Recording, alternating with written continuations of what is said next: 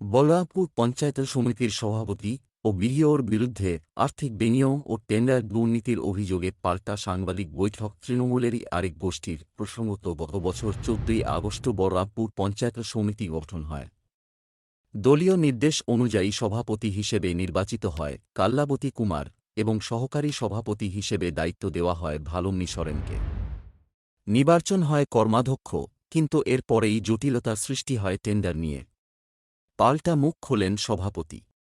এরপরেই শনিবার বলরামপুর ব্লকের একটি সভাগৃহে সভাপতি ও বিডিওর বিরুদ্ধে বিভিন্ন অভিযোগ নিয়ে সাংবাদিক বৈঠক করলেন সহকারী সভাপতি সহ ১২ জন সদস্য।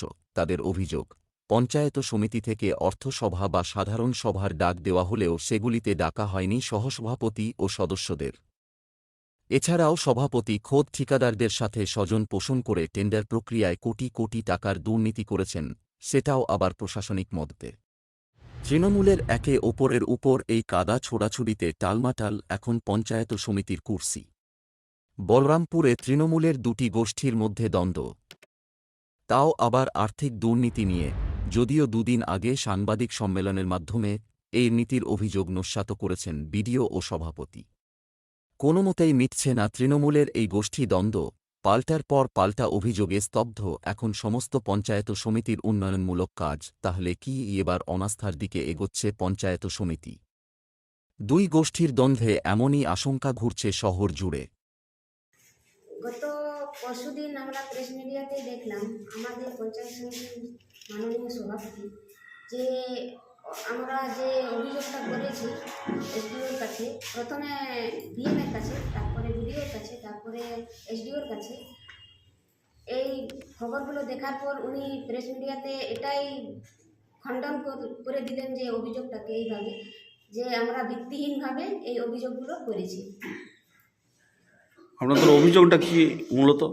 আমাদের অভিযোগটা হচ্ছে আমাদের যে অর্থের মিটিং কিংবা জেনারেল মিটিং আমাদের নিয়মিতভাবে হচ্ছে না। আপনারা কতজন সদস্য, পঞ্চায়েত সমিতির সদস্য আমরা রয়েছেন? সমিতির 21 জন সদস্য আছি, কিন্তু 21 জনের মধ্যে তৃণমূলের আছি আর 19 জন, আর বিজেপি থেকে আছেন 2 জন। আপনারা কতজন এই অভিযোগে অভিযোগ করছেন কতজন মিলে? পত্রে আমরা সাইন করেছি মোট 12 জন। আর উনি যে বলছেন প্রথমবার সবাই 12 জনেই সাইন করেছি, তারপর পর যে বলছেন যে সুভাষদা আমাদের নকল করে ডিএমের কাছে, এসডিওর কাছে জমা দিচ্ছেন, এটা উনি সম্পূর্ণ মিথ্যা বলছেন। আমরা তো জেনে বুঝেই তো আমরা সবাই 12 জন মিলে লিখিত আকারে সাইন করে দিয়েছি। সভাপতির যে বক্তব্য, বর্তমান যিনি আছেন তার বক্তব্য যে অনেকদিন আগে একটা সাদা কাগজে সই করিয়েছিলেন এই সমস্ত সদস্যদের, সেটা অন্য বিষয়ে, এখন সেইগুলো অভিযোগ আকারে জমা হচ্ছে। এটা কোনো সবার মত না, এটা 2-1 জনের সমস্যা নিয়ে তারা এই অভিযোগ করছে। এটা কি বাস্তব? সম্পূর্ণ মিথ্যা, একটা সম্পূর্ণ মিথ্যা।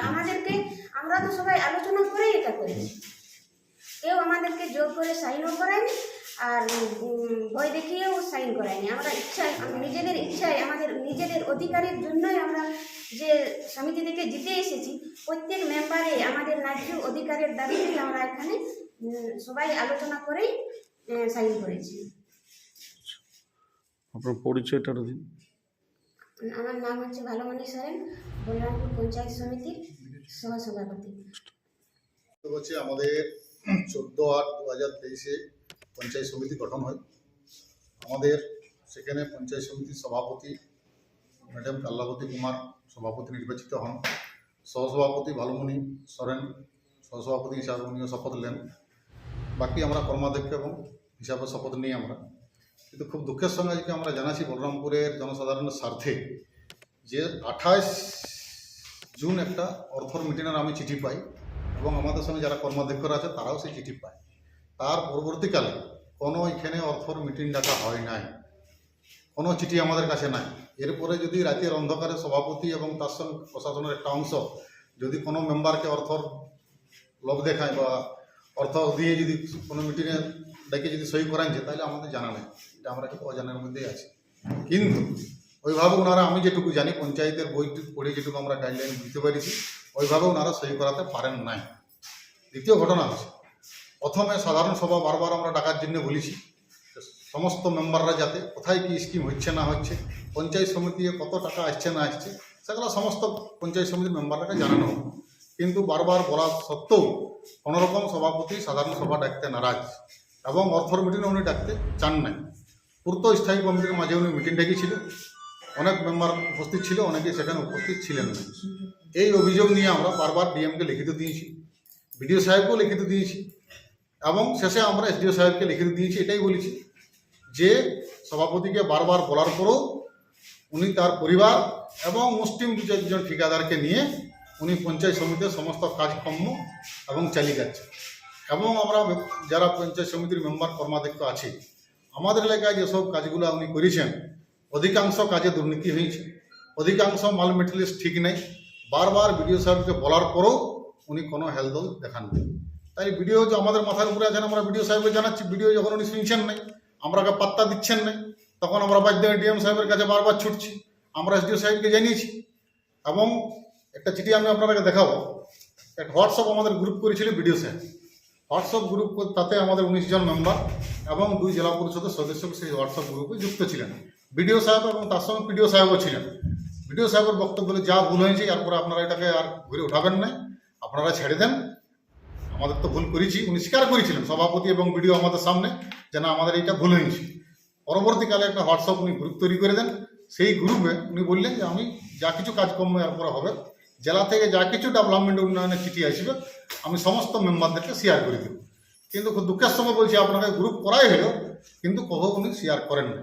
এবং তার পরবর্তীকালে উনি 27টা কাজে টেন্ডার করে দিলেন। উনি সহসভাপতি জানলেন নাই, আমরা কর্মাধ্যক্ষরা জানলাম নাই, সাধারণ মেম্বারকেও জানলেন নাই। তারপরেটা আমরা দেখলাম অন্যান্য লোকের কাছ থেকে আমরা একটা কানেকশন করলাম। এইখানে আপনার সহসভাপতির নামে চিঠি ইস্যু হচ্ছে ভালুমণি সরেন, অথচ ওনাকে কোনো ডকুমেন্টস ওনারা দিচ্ছেন না। এই দেখুন এখানে নিচে ভালুমণি সরেন লেখা আছে। পঞ্চায়েত সমিতির সভাপতি এবং বিডিও সাহেব ওনার নামে চিঠি ইস্যু করছে, কিন্তু ওনাকে কোনো চিঠি ডকুমেন্টস হাতে ওনারা দিচ্ছেন না। এটা আমরা বাইক থেকে কালেকশন করেছি বিভিন্ন মাধ্যমে, ঠিক আছে।